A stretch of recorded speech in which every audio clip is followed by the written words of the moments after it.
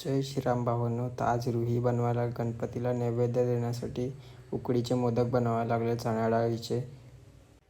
आणि इकडे आजी नारळ किसायला लागलेले आहे. गुळामध्ये नारळ पूर्ण शिजवून घ्यायला लागले आहे. वेलच्या, काजू वगैरे हे सगळं शिजवून घ्यायला लागलेले आहे रुही आता.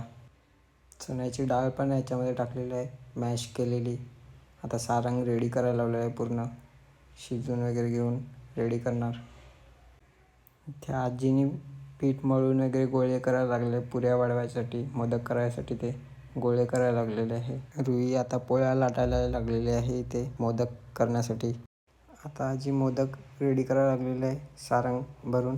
मोदक रेडी करून झालेले आहे आता. आणि आता रुही आळूच्या पानावर तेल लावायला लागलेले आहे, कारण आता ह्याच्यामध्ये मोदक स्टीम करणार आहेत आपण. आता रुही ह्याच्यामध्ये मोदक स्टीम करण्यासाठी ठेवायला लागलेले आहे. स्टीम वगैरे केले का तुम्हाला दाखवतो बघा. स्टीम करायला मोदक ठेवलेले आहेत आणि आता स्टीम करून झालेले आहेत. तर बघा, हे असे असतात उकडीचे मोदक. हे गणपतीच्या नैवेद्यासाठी